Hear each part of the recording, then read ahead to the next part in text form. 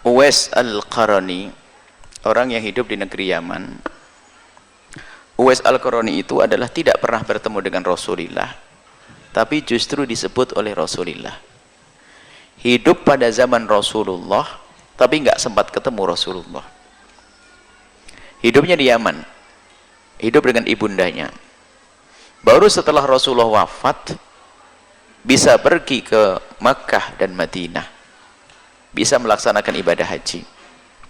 Akan tapi di situ sahabat Nabi pernah mendengar Rasulullah menyanjung orang yang namanya Uwais, termasuk Khalifah Umar bin Khattab dan yang lainnya. Di dalamnya ada Sayyidina Imam Ali bin Abi Thalib.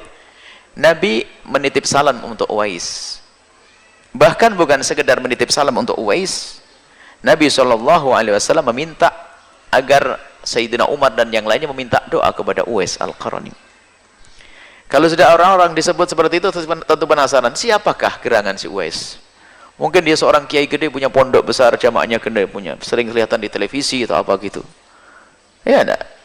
Mungkin khayalan kita begitu, kalau orang baik mesti masyhur, karangannya, kitabnya banyak, muridnya banyak. Wah, ini. Kan dia khayalannya begitu. Orang disebut oleh Rasulullah. Sayyidina Umar mencari pada masa kekhalifan Sayyidina Abu Bakar, dicari adakah di antara kalian orang yang dari Yaman namanya Uwais? Enggak ada. Waktu Sayyidina Abu Bakar wafat, kemudian Sayyidina Umar bin Khattab nanya, enggak ada. Suatu ketika betul ada orang berkata, ya ada di antara kami namanya Uwais. Senang. Ini yang kita cari. Khayalannya apa? Imamah gede, diikuti oleh murid banyak begitu, karena Nabi menyanjungnya. Sampai Nabi menyuruh minta doa. Di mana dia?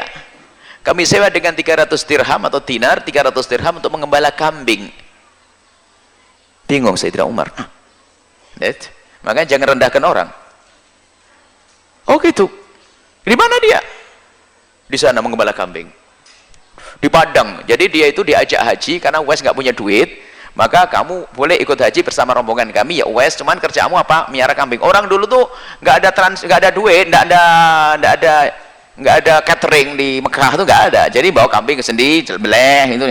Jadi bawa unta, bawa kambing di perjalanan itu sambil makan nanti, sambil dikasih cari makan, kambingnya dimakan. Nah, setelah itu dicari oleh Sayyidina Umar bin Khattab sama Sayyidina Ali, dicari, ketemu orang jombang-jambing, bukan ulama, bukan ini, penggembala kambing. Akhirnya dekati, apakah benar kau yang namanya Uwais? Iya, aku namanya Uwais. Lalu Uwais bertanya, siapa kau? Aku adalah Umar bin Khattab, khalifah. Sama-sama kaget. Ini khalifah datang mendatangi dia. Ada apa? Nabi titip salam untukmu. Nabi titip salam. Waalaikumsalam. Apakah benar Nabi titip salam untukku? Iya. Bahkan bukan sekedar menitipkan salam, tapi aku harus minta doa kepadamu. Uwais bukan orang sombong, ya tak doain tar dulu. Uwais mengatakan, kayak orang biasa, orang awam. Akhirnya Sayyidina Umar sama Sayyidina Ali penasaran, kamu itu siapa sih sebenarnya? Kok sampai Nabi titip salam dan aku harus minta doa kepadamu? Ini penasaran. Jangan-jangan kamu itu kiai nyamar, ulama nyamar atau bagaimana? Baik, akhirnya ditanya-tanya, saya tidak punya amalan apa-apa. Lalu kamu siapa? Kamu pernah ketemu Nabi Muhammad? Tidak pernah. Loh, kenapa kamu tidak ketemu Nabi? Baru dia menitikkan air mata. Aku sangat rindu dengan Rasulullah. Dan aku mendengar Nabi Muhammad ada di Madinah dan aku di Yaman. Bahkan setiap tahun aku melihat kafilah rombongan orang mau naik haji, saya melihat mereka pergi. Dan aku yakin mereka yang naik haji pasti ketemu Rasulullah. Tapi aku tidak bisa ikut. Sayyidina Umar bertanya, kenapa kamu tidak ikut? Biar ketemu Rasulullah. Tambah nangis Uwais, ngucur air mata. Sungguh aku satu sisi rindu kepada Nabi, tapi aku tidak bisa ikut. Kenapa? Karena di rumahku ada ibuku yang harus aku jaga, yang merawatnya, yang mengasih makan, yang menggendong, yang memandikan adalah aku. Aku tidak bisa meninggalkan ibuku.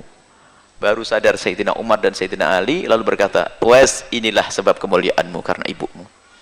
Bayangkan, gara-gara merawat ibundanya sampai Nabi titip salam. Makanya yang diberi oleh ibunda, ayahanda di rumah itu sebetulnya adalah untuk sambung dengan Rasulullah. Jangan sia-siakan.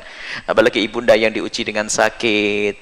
Uwais Al-Qarani setelah ibundanya wafat, baru Uwais bisa pergi ke Mekah. Tapi Nabi sudah wafat. Makanya Uwais Al-Qarani disebut dengan Sayyidut Tabi'in, tuannya para tabi'in. hidup pada zaman Nabi tapi tidak bertemu Nabi. Itulah keutamaan seorang ibunda, keutamaan seorang ayah, keberkahan ada di sana. Sekarang bapaknya dibentak-bentak, belum mati sudah ditanya mana warisannya, kurang ajar bener itu anak. Bapaknya masih hidup ditanya, Pak warisan saya mana? Wah mati duluan kau nanti anak. Wah hati-hati. Tanya ke bapaknya kok warisan. Warisan itu adalah orang yang mati baru diambil warisannya. Bapaknya masih hidup ditanya warisan. Apalagi bapaknya lagi sakit. Ya Allah kurang ajar bener itu anak. Bapak sudah sakit-sakit, warisannya mana? Wah doain bapaknya mati. Awas hati-hati. Ayah andamu, ibundamu. Kalau pengen bahagia kuncinya ada di sana. Kalau ada 5 bersaudara, siapa yang paling berbakti kepada bapak ibunya paling baik, dia yang paling sukses di dunia dan di akhirat. Nggak bisa dibantah, ini rumus. Urusannya hati. Kalau pengen jadi kayak Uwais Al-Qarni, mulia, disanjung sampai hari ini. Allah, Uwais Al-Qarni disalami oleh Nabi, disanjung oleh sampai hari ini, dan dia di surga mulia. Padahal dia tidak ketemu Nabi, tapi disalami Nabi karena ibundanya. Allah a'lam bishawab.